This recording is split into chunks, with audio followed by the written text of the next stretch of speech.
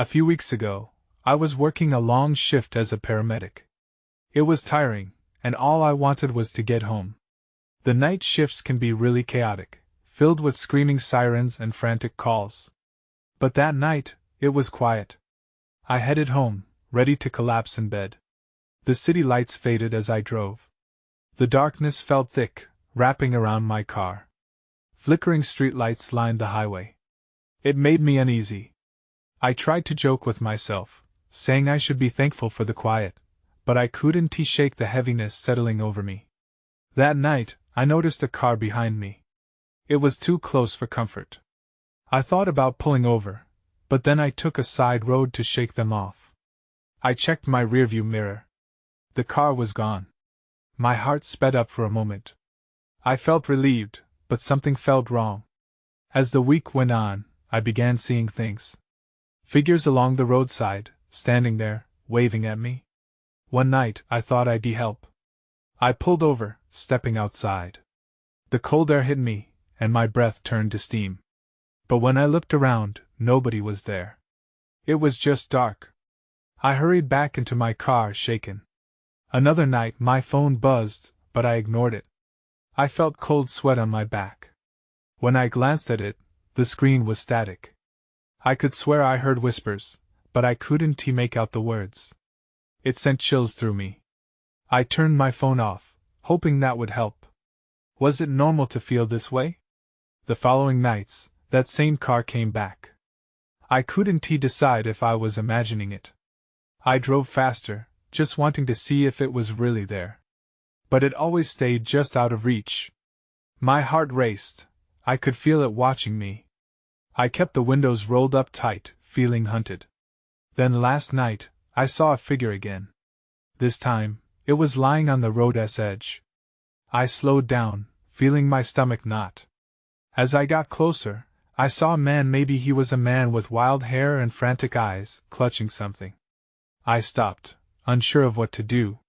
As I rolled down my window, I realized I had barely been breathing. I wanted to ask if he needed help. But when I looked again, he was gone. Panic settled deep in my gut. Then I heard it. A whisper, "Why are you with her?" I spun around, looking at the empty passenger seat. My heart pounded in my chest. I didn't see anyone. I wanted to scream. I wanted to run. Instead, I just shut my window and drove away, scared of what I might find in the silence. I didn't sleep well that night. Every creak of the floorboards felt amplified, each shadow cast by the moon seemed alive. I kept replaying the whisper in my head, trying to make sense of it. Who was asking and what did it mean? The next day, I took my usual route to work but felt on edge. The sun was high, but a chill settled on my spine. I kept glancing in my mirrors, half expecting to see the car that taunted me at night. Nothing. Just empty roads and bright daylight. I started eyeing every figure on the side of the road, convinced I might see that man again. Every time I passed a tree or a roadside memorial, my heart raced. I had to pull myself together. I couldn't let this fear control me. I had people to help. Later that night, my shift was short, thankfully, and the drive home came quicker than I expected. I felt a bit more at ease, but as I turned onto the winding road, the familiar heaviness returned. I flicked on the radio, hoping for some distraction, but it only crackled with static. I cursed and hit the button to change the station. Nothing. That was when I saw it, the same car following me again, its headlights piercing through the darkness. It stayed behind me, never passing, just watching. I pressed down on the gas, trying to lose it. My pulse quickened. I took a sharp turn, not knowing where it would lead, but desperate to get away. As I glanced back, the lights dimmed. A momentary relief washed over me until I saw the figure at the edge of the road again, the frenzied man. This time, he stood upright, arms extended as if trying to flag me down. Instinct kicked in, and I pulled over, heart racing. I stepped outside, adrenaline coursing through my veins, ready to confront whatever awaited me. The night was silent, too silent, and he wasn't there. Only the cold wind that felt like it was whispering secrets I wasn't meant to hear. Suddenly, I felt the weight of eyes on me. I froze and slowly turned. Back in my car, I saw something in the passenger seat. It was a small, crumpled piece of paper. I hadn't left anything there. My heart dropped. What was going on? I stepped closer, hands trembling. Taking a deep breath, I opened the door and slipped inside. The light from the street lamp illuminated the paper.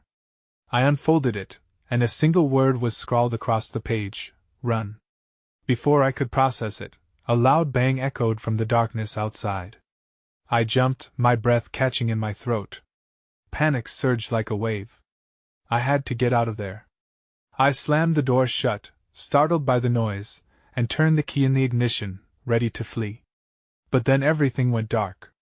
My headlights blinked out, plunging me into a suffocating void. I could hear my heart pounding in my ears as I fumbled for my phone, praying for some light. The screen of my phone lit up just enough to cast a faint glow in the car. I held it close, my fingers shaking as I peered into the shadows outside. The darkness was thick, wrapping around my car like a heavy blanket. My heart raced, and I felt trapped inside the suffocating silence. I swiped the screen, trying to dial for help, when suddenly, a noise pierced the quiet, a rustling outside, right next to my window. I froze, breath hitching in my throat. I wanted to look, but fear held me in place. What if it was him? What if it was something worse? Come on, I whispered urgently, hitting the buttons with more force than necessary. I could feel my pulse in my ears, a rhythmic drum echoing my anxiety. The call wouldn't connect. I dropped the phone, the screen flickering before going dark again. Another rustle, louder this time. I couldn't take it anymore. I had to know what was out there. My hands finally moved, grabbing the handle of the door, ready to make a break for it. I hesitated. Should I stay or go? Finally, I opened the door just a crack, peering out into the night.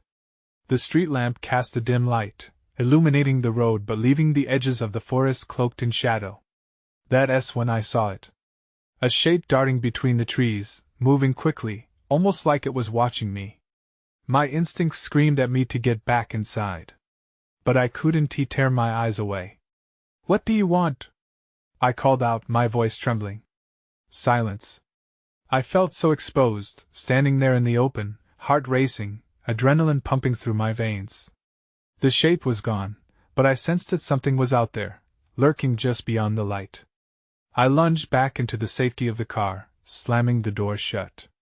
My breath came in shallow gasps as I gripped the steering wheel. I was alive, but I felt more lost than ever. I needed to think, to clear my mind of the chaos that had erupted in such a short amount of time. Then I remembered the crumpled paper in the passenger seat. An urge to know more swelled inside me. I fumbled for it, feeling the rough texture between my fingers. It was just a piece of paper, but it now felt important. As I unfolded it again, I was startled to see not just the word run, 2 other words had joined it, hastily scrawled above, behind you. My heart dropped. I turned around, instinctively looking out the back window. And there he was, the man. He stood at the edge of the tree line, just visible in the dim light.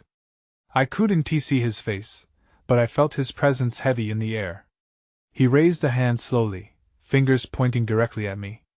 Panic surged back, and I slammed the car into gear. My foot hit the gas pedal, and the engine roared to life. I had to get away, had to put distance between us. As I sped off, a new thought crashed into my mind: what did he want? And more importantly, was this really over? The road stretched ahead, an endless ribbon of asphalt bathed in the harsh glare of my headlights. I just needed to drive, to put miles between me and that man in the woods. My heart pounded in my chest, a relentless reminder of how close I had come to something truly terrifying. I focused on the road, hands tight on the wheel. The shadows danced alongside my car, and every rustle of the trees made me flinch. I couldn't shake the feeling that he was right there, just out of sight, watching me. I glanced in the rearview mirror, but the road behind was empty.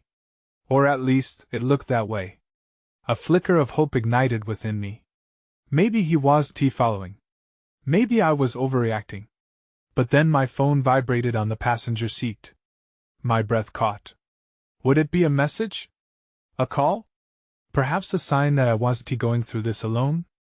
I reached for it, glancing down quickly. No signal. My heart sank. In a moment of frustration, I turned the screen on. Just as expected, the bars blinked a stubborn no service. I threw the phone back down, cursing at it. As I drove, my mind raced. Why had that man been pointing at me? Was he looking for someone? Or warning me? Those words on the paper were not just suggestions. They were demands and had me questioning everything. My thoughts whirled until I nearly missed the turn. I swerved sharply onto a winding side road, the gravel crunching beneath my tires. I thought about finding a place to pull over and gather my thoughts. Maybe even figure out my next move.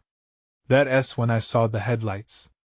At first, they appeared behind me, but as I glanced into the rear view, they were moving closer much too fast. I gripped the wheel tighter, adrenaline surging again. I didn't want to believe it, but I felt a fresh wave of panic flood over me. I stepped on the gas, my speed creeping higher as I focused on the road ahead. The other car kept gaining on me, just a shadow at first, then growing brighter. It was too close, almost like it wasn't a coincidence. My heart dropped. Were they helping? Or were they after me too? I swerved again, trying to maneuver through the twists, but the other car stayed right on my tail. In a fit of desperation, I took the next turn and plunged into a dark clearing surrounded by trees. My breath quickened. There was nowhere to go. I didn't know what to do. I realized I had to pull over. I needed to confront this. I parked under a cluster of trees, shutting off the engine and plunging the surroundings into silence. My breath echoed loudly in the cabin. Just then, lights flooded the clearing, illuminating my car in stark brightness. I squinted against the light, and saw the other vehicle come to a stop behind me. A figure stepped out, shrouded in black, and my heart plummeted. Then a voice broke through the tension. You shouldn't have run. I felt a chill run down my spine. Who was this? What did they know? Before I could think, I did the only thing I could, flung open the car door and bolted into the darkness, hoping to escape the nightmare that was closing in around me. My feet pounded on the ground as I sprinted deeper into the woods, the leaves crunching underfoot. I didn't dare look back, convinced that the figure would follow me. My breath came in gasps, fear propelling me like a jolt of electricity. Branches whipped against my arms, snagging my clothes. I stumbled, catching myself on a tree, and pushed forward. Just keep moving, I told myself. In the darkness, I tried to block out my racing thoughts. Who was that person? Did they have something to do with the man in the woods? I didn't know how far I'd run, but it felt like hours. The trees closed in around me, looming like silent sentinels. The fear that had been bubbling in my gut threatened to spill over. Suddenly, I heard a noise. Footsteps behind me. I froze.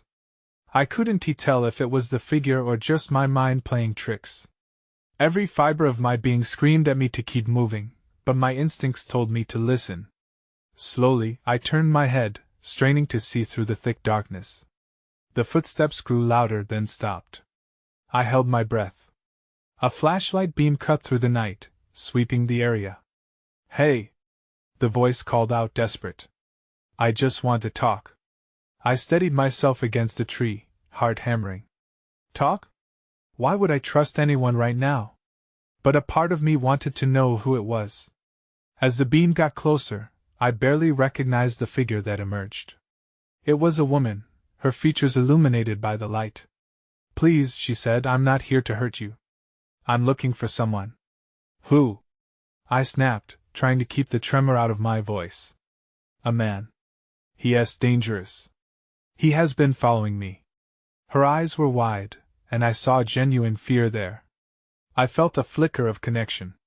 If you're being chased, why should I trust you? Because I know what he wants. She paused, pushing strands of hair away from her face. He is not just after you. He is looking for something, and I think it has to do with that paper you found.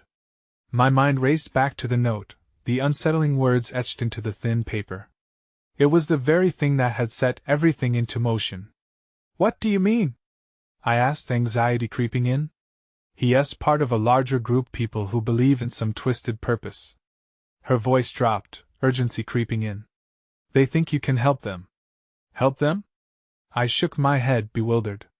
"I don't even know what is happening." "Neither do I," she admitted, stepping closer and lowering her voice.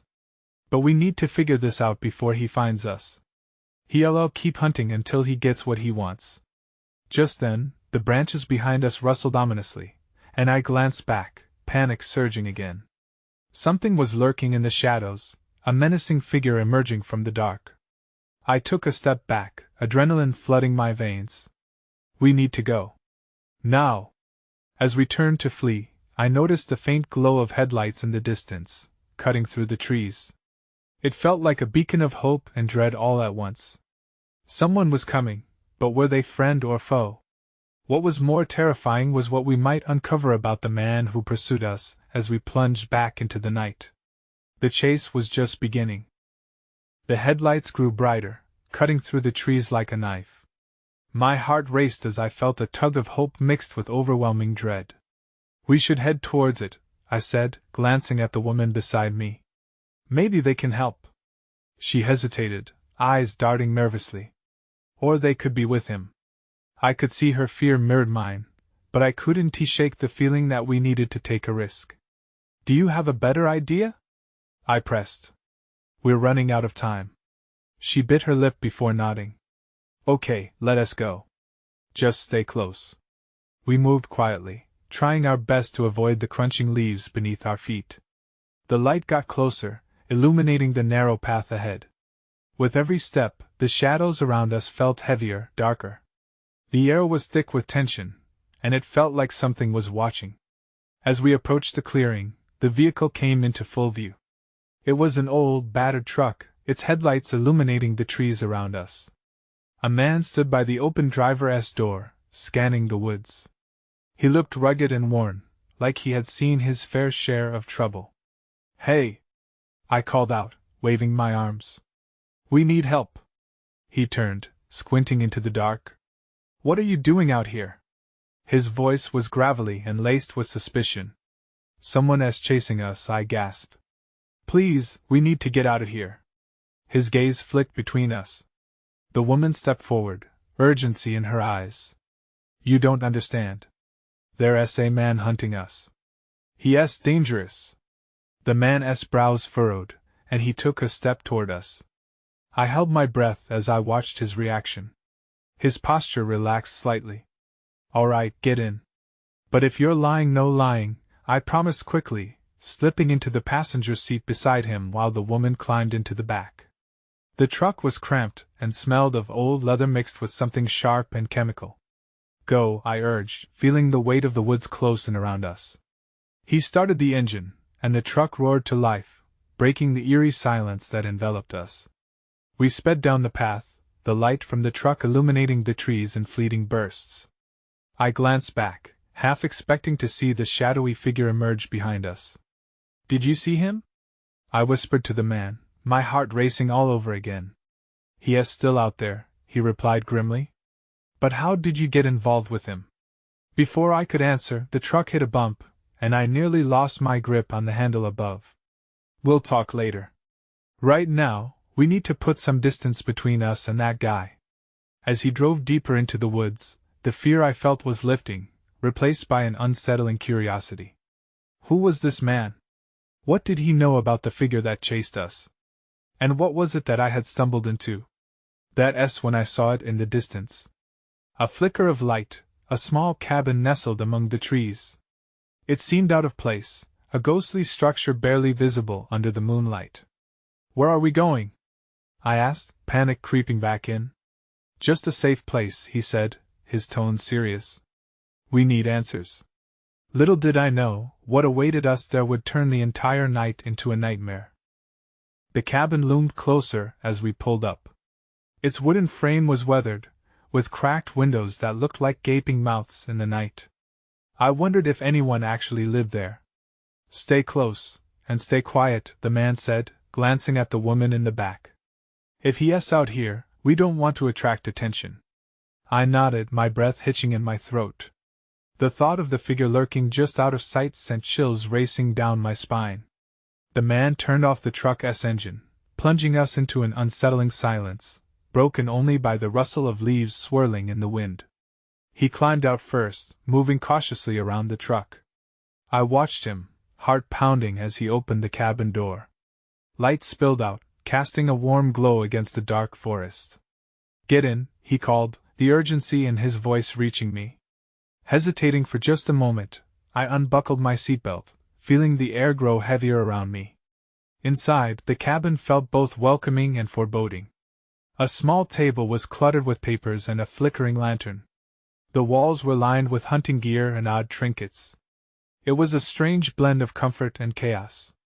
"I'll grab some supplies," the man said, eyes darting to the window. "We need to be ready to move again if we have to." "Who are you?" I asked, cutting through the tension. "What do you know about him?"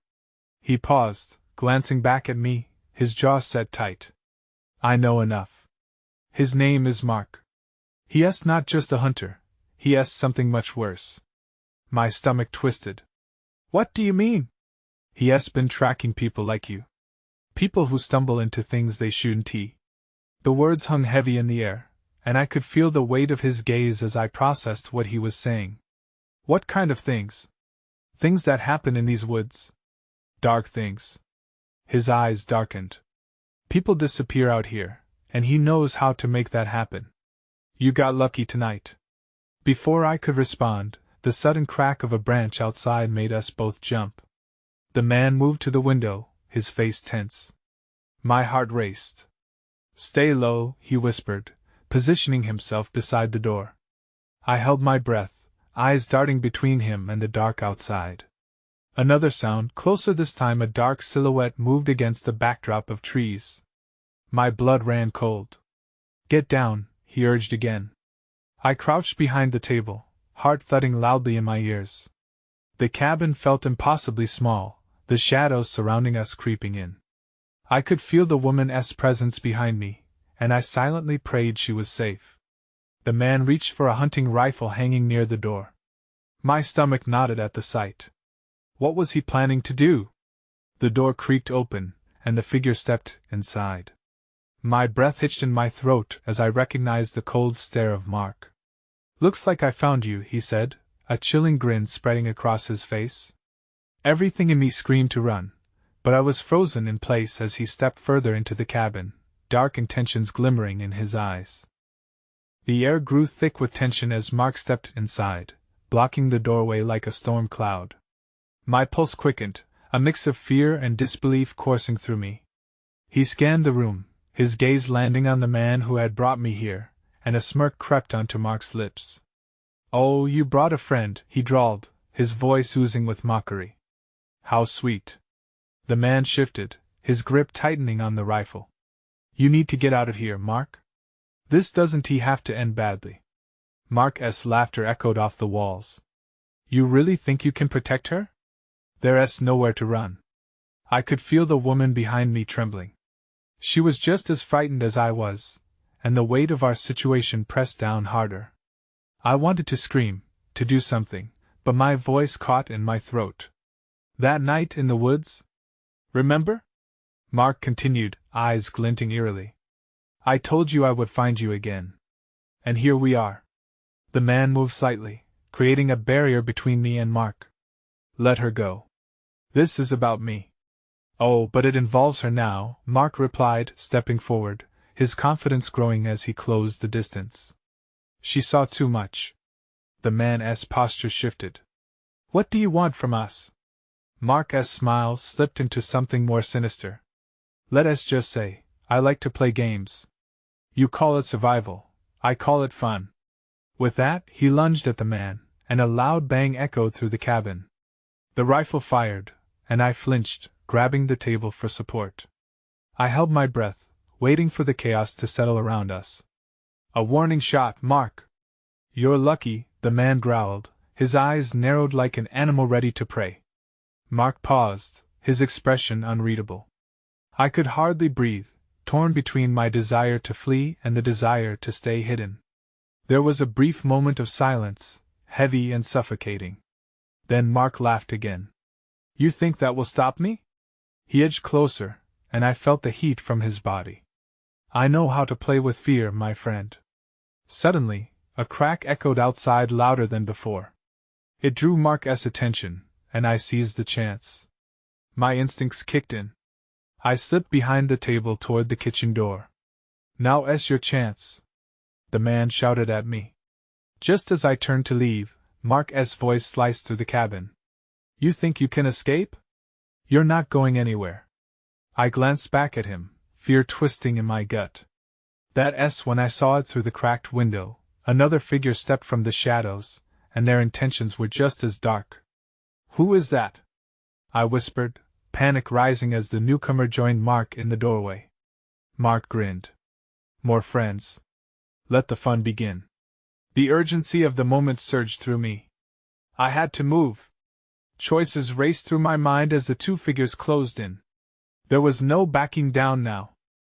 I darted through the kitchen door, adrenaline pumping through my veins. I stumbled into the darkness outside, the cool night air biting at my skin.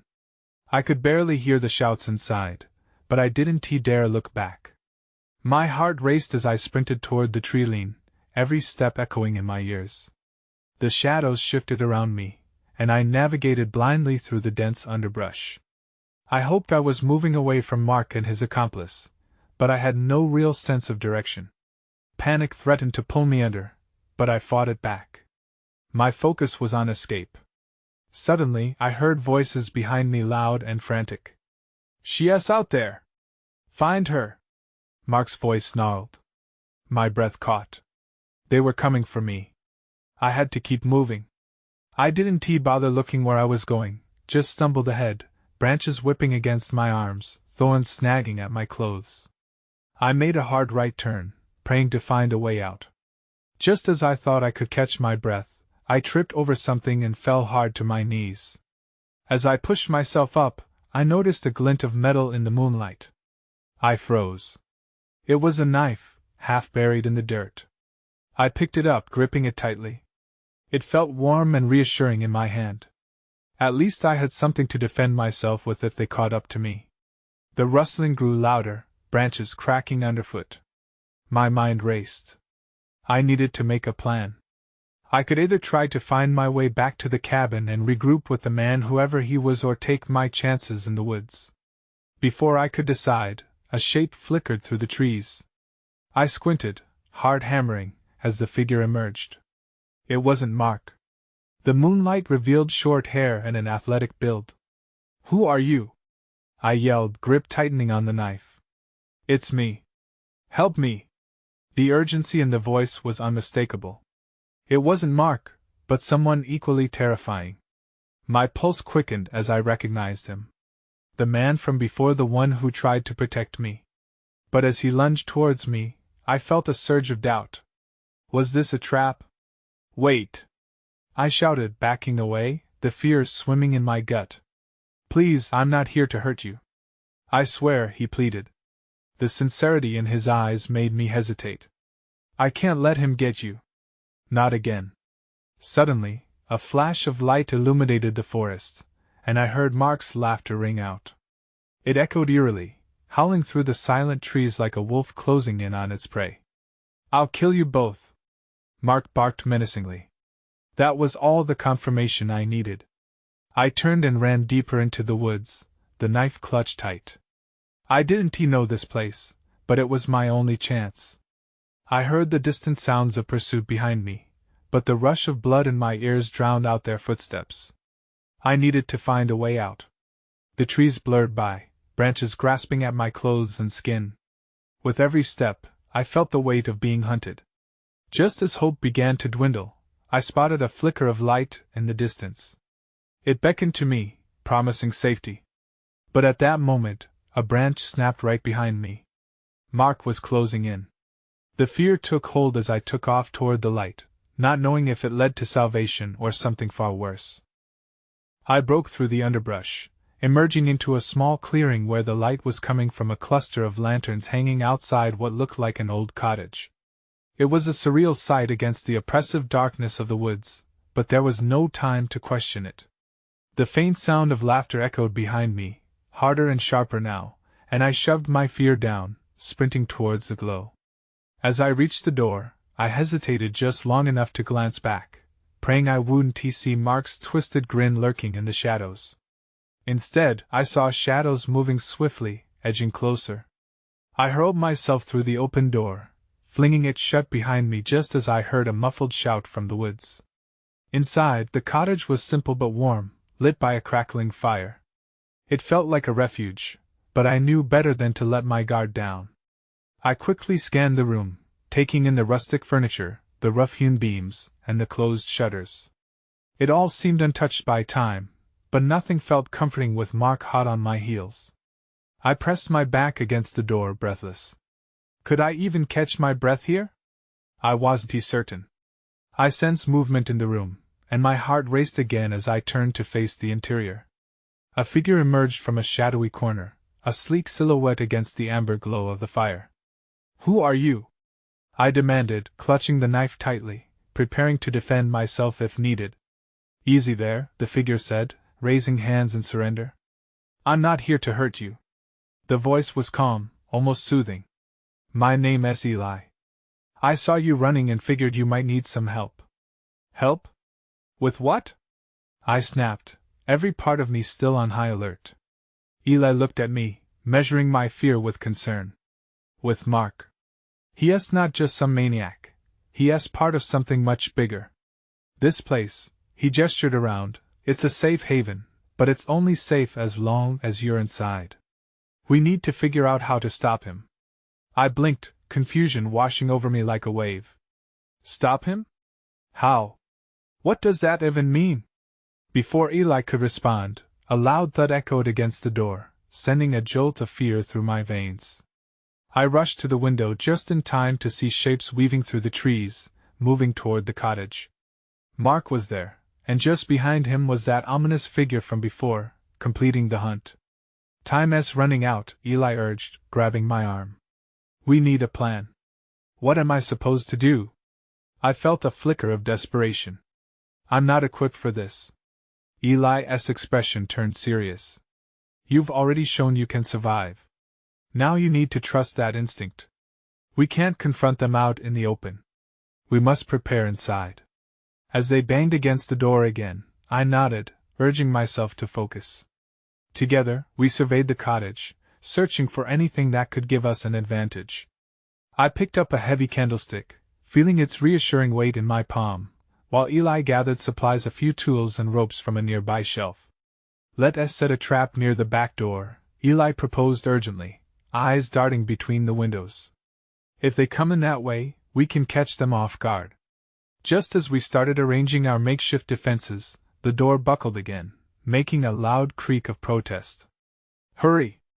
I whispered, heart racing as another thud sent shivers through the worn wood. We positioned ourselves, crouching behind the furniture, as the door splintered open with a final burst of force. Mark stormed in, a wild gleam in his eyes, followed closely by the dark figure. I felt a surge of terror, my breath hitching in my throat. "Surprise?" Mark sneered, eyes darting around the room, searching. And that's when Eli made his move, throwing himself forward, yelling something indistinguishable as I followed suit, brandishing the candlestick. In the chaos, I felt time stretch into slow motion. As Eli lunged, Mark reacted, ducking low. I struck out, connecting with something solid, the candlestick catching its target just as the other figure reached for me. Then there was pain. A sharp jab in my side, something cutting deep, and I fell back against the floor. Fear flooded me as I glanced at the dark figure, but in that moment, Eli was there. He countered the threat and grabbed hold of me, pulling me back from danger. "Get up!" Eli shouted, urgency fueling his words. I scrambled to my feet, adrenaline surging through me. We both stood back to back, facing Mark and the figure who loomed menacingly, eyes gleaming with a predatory focus. "What is this place?" I spat, bewilderment swirling in my mind. My thoughts raced as I shifted, still clutching the candlestick, heart pounding in sync with the heavy silence. Don't you get it? Mark said, voice vibrating with manic energy. You're all part of my game now. His words hung ominously in the air, leaving us encased in a chilling uncertainty. There was no clear end or escape from this. I had no idea what they wanted, nor if we could ever truly be free. And as the darkness closed in, I suddenly remembered the whisper from earlier. Why are you with her? The question lingered as I faced the unknown, shadows creeping closer. I knew one thing for certain: the nightmare was just beginning.